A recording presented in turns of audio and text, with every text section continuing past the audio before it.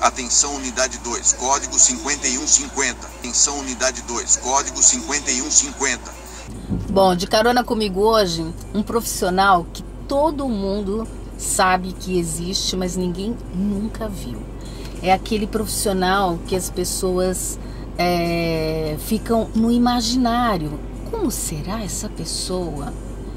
Então hoje nós vamos conhecer o Paulo, que trabalha com dublagem. Paulo, conta pra gente como é que é esse mundo. Por exemplo, você já chegou em algum dia num supermercado e alguém reconheceu a sua voz? Então, é muito engraçado, porque as pessoas às vezes ficam assim numa fila de cinema e elas falam, engraçado, conheço você de algum lugar.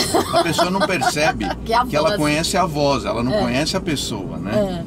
E você acha que a voz é mais reconhecida pela dublagem ou pelo URA que você faz? Para quem não sabe, explica o que é o URA. Então, o URA é o atendimento telefônico automático de algumas empresas. Tá, e você faz para uma empresa bem eu conhecida, trabalho para a Mutante, importante. que faz esse trabalho para várias empresas.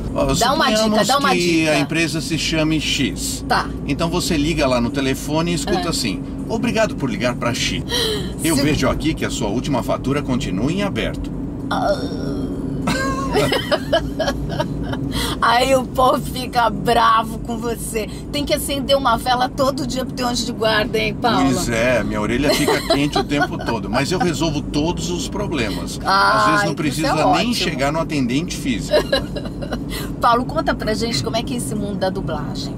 Assim, como que você chegou nesse mundo da dublagem? Porque você fez jornalismo na USP, né? Fiz rádio e TV. Rádio e TV. Isso. Tá. E aí você exerceu a profissão? Exerci por um tempo, mas é muito engraçado, porque eu cantava no Coral USP.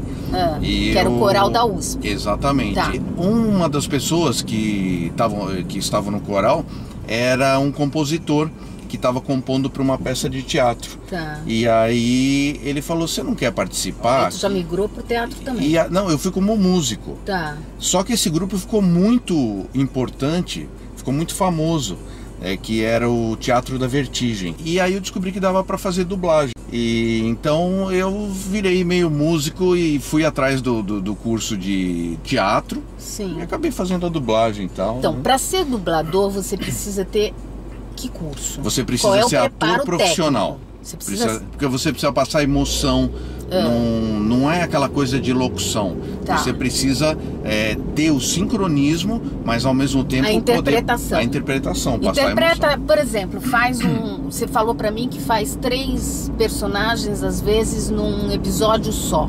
Como que você... Como é que é essa variação? Então, isso é engraçado, porque quando você faz personagens pequenos, que a gente chama de apoio, você pode usar fazer até 3 personagens. Tá. Às vezes, vou contar um segredo pra vocês, às vezes a gente nem muda a voz.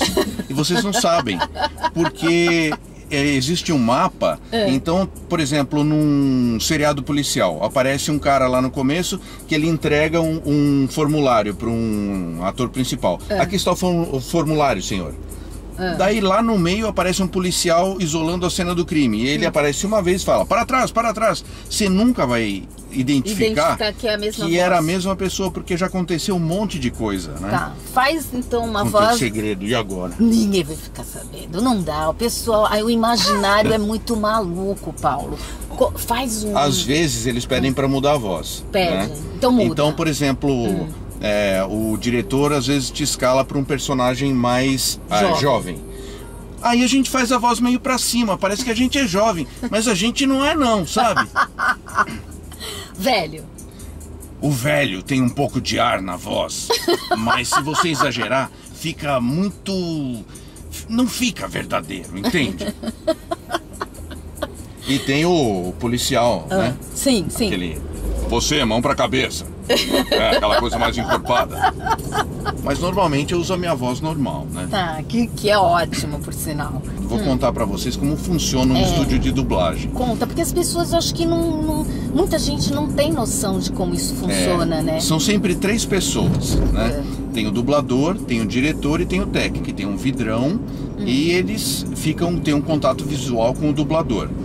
O dublador tem um fone de ouvido, ele tem o script em português e ele tem uma televisão na frente dele com um time code, é um cronômetro digital. Cada dublador tem sua trilha e faz eles encolhem, esticam, puxam para cá, para lá, mas tem que ter a interpretação e tem que estar o máximo possível sincronizado.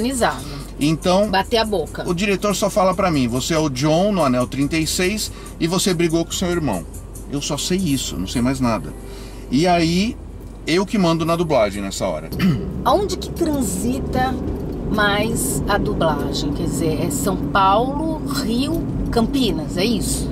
Então, agora tá muito pulverizado. Tá.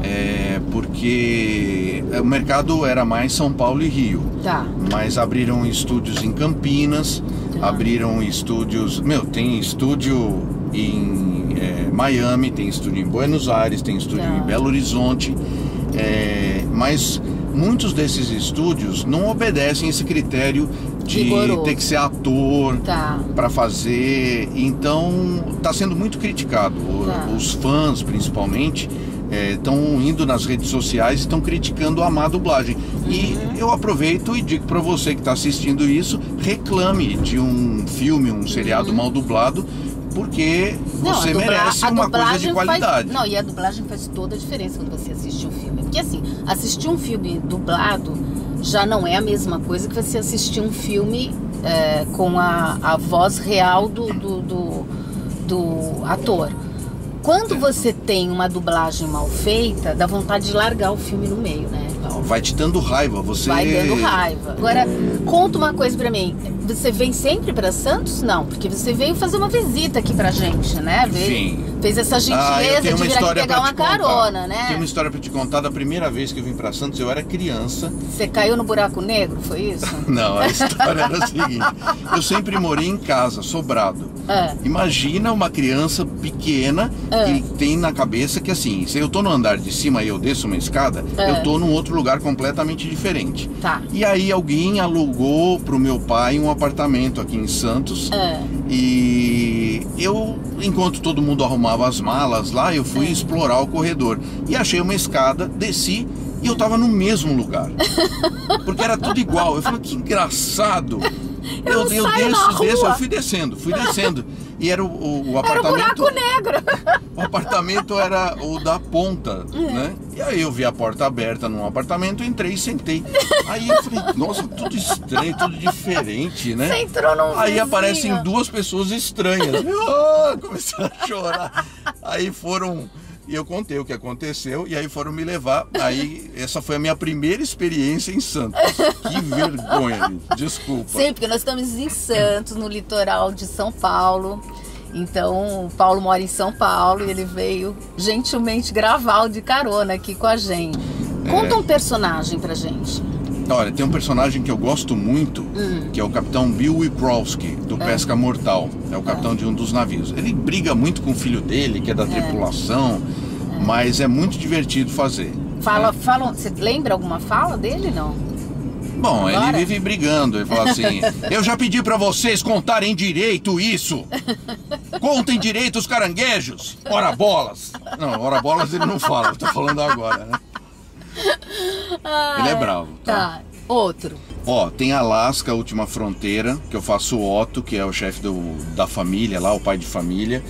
Eu fiz um personagem que foi um dos mais difíceis, que era um sorvete de casquinha.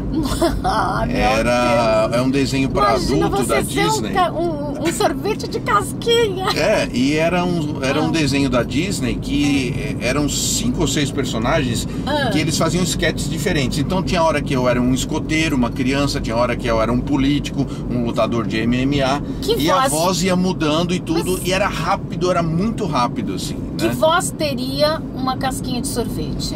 Às vezes ele falava meio assim, meio bravo, e ele, sei lá, tinha que fazer uns discursos e tal. Às vezes ele era uma criança e ele queria muito fazer uma coisa e não podia, e as coisas iam indo assim, né? Mas era muito rápido, eu tinha que falar muito rápido. E foi difícil. Aí é foi difícil, né? Porque se o diretor chega e fala, ainda não tá desse jeito, ainda não é isso. na Aí hora. você tem que ir buscar, Você tem que buscar, a excelência. às vezes você tem que até pedir um tempo para você poder dar uma respirada, para você... E tem uma curiosidade, por exemplo, se você não pode, não é recomendado, tem dublador que faz, tomar café antes, porque dá muito estalo de boca, o café é meio viscoso. Deixa a boca seca. Então, esses barulhos, não sei se vai pegar aí exatamente. Tá, dá puff. Dá uns estalidos na gravação, então é bom não tomar café. Tomar café. Tem umas coisas engraçadas, por exemplo, uma vez eu fiz um vozerio de bar gay.